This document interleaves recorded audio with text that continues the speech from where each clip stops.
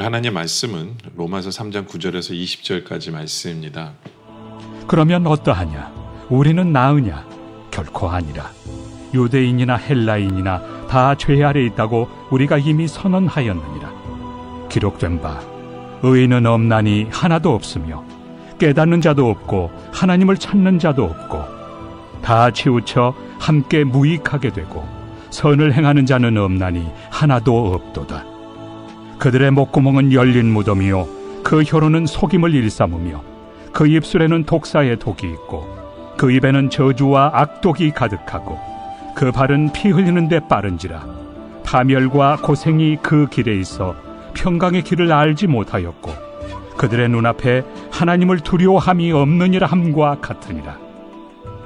우리가 알거니와 물은 율법이 말하는 바는 율법 아래 있는 자들에게 말하는 것이니 이는 모든 입을 막고 온 세상으로 하나님의 심판 아래 있게 하려 함이라. 그러므로 율법의 행위로 그의 앞에 의롭다 하심을 얻을 육체가 없나니 율법으로는 죄를 깨달음이니라.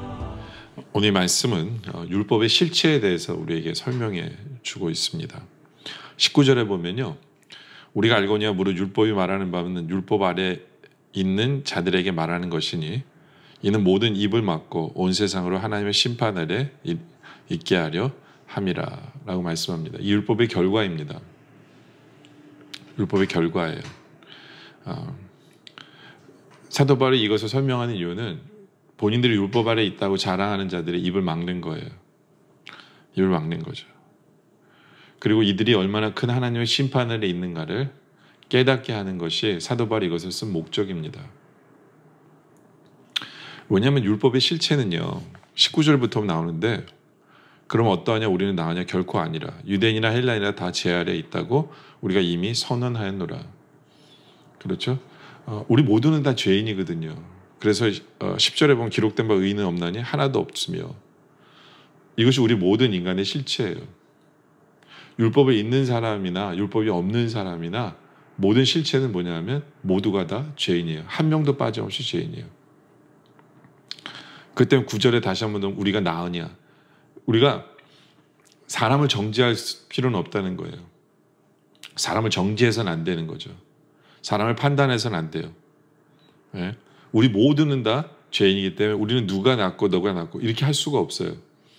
근데 율법을 가지고 있는 사람들의 문제는 뭐냐면 우리가 율법을 가지고 있기 때문에 우리가 너희보다 낫다라는 거죠. 아니 똑같은 죄인인데 율법을 가지고 있으면 뭐예요? 똑같이 죄를 짓고 있는데 네. 서로 정죄하는 거. 이거 율법주의자들의 문제다라고 설명하는 거예요. 중요한 것은 우리 모두가 다 죄인입니다. 그렇죠? 우리가 얼마나 큰 죄인이냐 하면 11절에 보면 깨닫는 자도 없고 하나님을 찾는 자도 없고 그렇죠? 다 치우쳐 12절에 함께 무익하게 되고 선을 행하는 자는 없나니 하나도 없다. 예, 이것이 우리의 실체예요. 우리가 하나님 없으면 성령님 없으면요 우리는 깨닫지도 못하고요 예, 하나님도 찾지 않아요. 하나님도 찾지 않아요. 그리고 다 치우쳐 무익하게 행하고요 예, 선도 하나도 행하지 않습니다. 이것이 우리의 실체라는 것을 우리가 깨달아야 돼요. 그러면서 13절에 보면 그들의 목구멍은 열린 무덤이요 그 혀로는 속임을 일삼으며 입술에는 독사의 독이 있고 우리의 입은요 열린 무덤이에요. 뭐냐면 죽음을 불러요.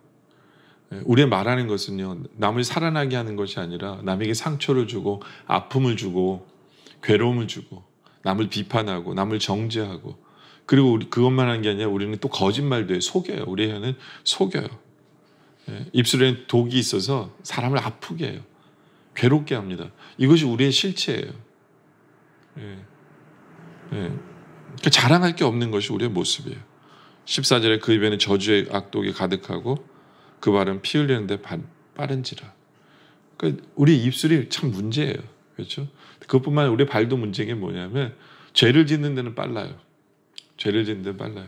선을 행하는 데는 이거 재고 저거 재고 하는데 쾌락이나 죄를 짓는 데는 굉장히 빨리 움직입니다. 그래서 16절에 파멸과 고생이 그 길에 있고 17절에 평강의 길을 알지 못합니다. 우리가 뭘 하는 게 평강을 만들어내는 게 아니라 오히려 더 문제를 꼬이게 하고 더 괴롭게 하고 걱정되게 하고 근심되고, 그래서 평강과 더 멀어지게 하는 것.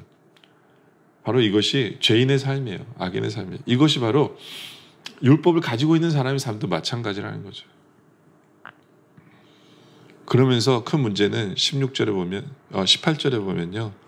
그들의 눈앞에 하나님을 두려워함이 없느니라 함과 같으니라. 하나님을 두려워하지 않아요. 그러니까 이 율법을 가지고 있는 사람의 문제는 뭐냐면 이들은 율법을 두려워해요. 율법을 두려워해요. 율법을 지키지도 않아요. 율법. 근데 정작 진짜 두려워해야 될 하나님을 두려워하지 않는 거예요. 하나님을 두려워함이 없어요. 하나님을 경외함이 없어요.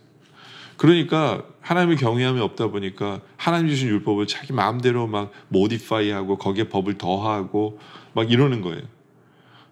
사람이 더 두려워하는 거죠. 사람의 눈치를 보면서 사람 보기엔 어떠할까를 정작 중요한 하나님을 두려워함이 없는 거죠. 하나님을 두려워함이 없어요. 그래서 사람을 두려워하기 때문에 그들은 겉으로는 율법을 잘 지키는 것처럼 보이지만 뒤로는 다 율법을 어겨요. 왜냐하면 하나님은 두려움이 없고 사람만 두려워하기 때문에 사람에게만 잘 보려고 하는 모습이 율법주의자들의 모습이다라는 것을 사도 바울은 정확히 지적하고 있는 거죠. 그렇기 때문에 사도 바울이 19절에 얘기를 하는 거예요. 우리가 알거니와 무릇 율법에 말하는 바는 율법 아래 있는 자들에게 말하는 것이니 이는 모든 입을 막고. 그렇죠. 이때까지 내가 한 말 틀린 거 없지 않냐? 사도 바울이 얘기하는 거예요. 틀린 거 없죠. 그러면서 하나님의 심판 아래 있게 하려 합니다. 이제는 너희들 그 모든 것이 하나님의 심판 아래 있는 것을 기억하라는 거예요. 하나님의 심판 아래 있는 것을. 이것이 율법의 실체고,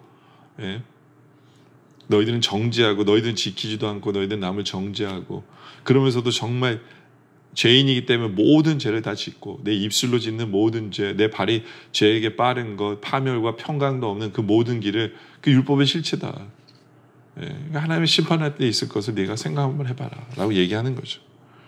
그러면서 20절에 그러므로 율법의 행위로 그 앞에 의롭다 하심을 얻을 육체가 없느니 율법으로는 죄를 깨달음이라. 그렇죠. 그러니까 왜 하나님이 율법을 주셨는가를 말씀하고 있는 거예요. 왜 하나님이 율법을 주셨어요?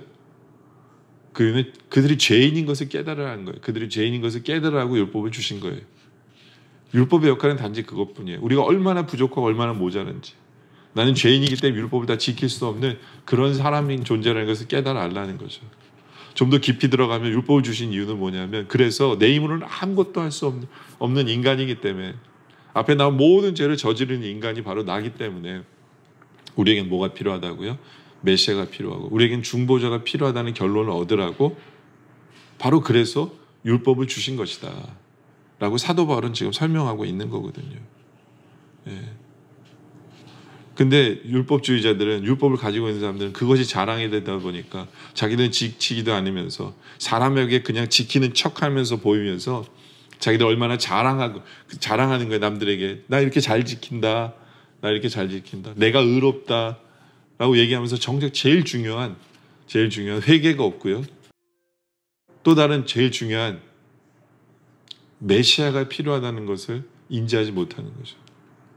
그때 그들의 죄를 지적하는 예수님을 만났을 때 그들은 예수님 십자가를 못 박은 이유가 뭐냐면 바로 율법주의 때문에 그래요. 율법주의가 이렇게 무서워요. 율법주의가 이렇게 무서워요. 자기들의 죄를 지적하는 거 너무나도 싫어하면서 자기들 남의 죄를 다 지적하고, 정작 메시아가 오셨는데 메시아가 필요하다는 것을 못 느끼기 때문에 메시아가 왔을 때는 오히려 메시아가 필요 없다라고 메시아를 십자가에 못 박는 것이 바로 율법주의자들이다 라는 거죠. 왜요? 하나님을 경외함이 없기 때문에, 사람만 경외하기 때문에. 여러분들, 율법주의자들의 실태는 바로 이거예요. 근데 우리도 한번 생각해 봐야 돼요. 우리도 죄인입니다. 세상에 의인은 하나도 없어요. 의인은 하나도 없어요. 우리도 죄인이에요. 그러면서 우리는 혹시 예수 믿기 때문에 다른 사람을 정죄하고 있는 것은 없습니까?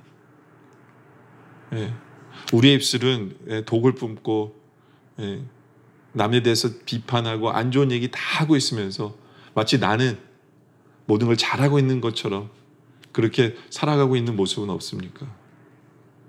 혹시 사람을 두려워하면서 하나님은 두려워하지 않는 모습 우리에게 없습니까?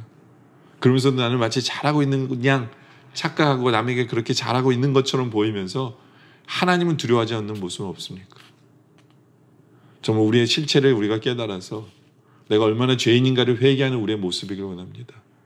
우리의 실체를 우리가 깨달아서 이제는 정말 우리는 성령님이 필요하고 우리는 메시아가 필요하고 우리는 중보자가 필요하고 우리는 예수님이 필요합니다라는 그 진정한 바른 고백, 그것이 우리 안에 우러나오는, 넘쳐나는, 그래서 예수님만 붙들고 성령만 붙드는 우리의 모습 되어지시기를 주님의 이름으로 축원합니다. 시간 우리가 먼저 회개하기를 원합니다. 나도 죄인인데 다른 사람을 정죄하며 사는 우리의 모습을 주님 회개합니다.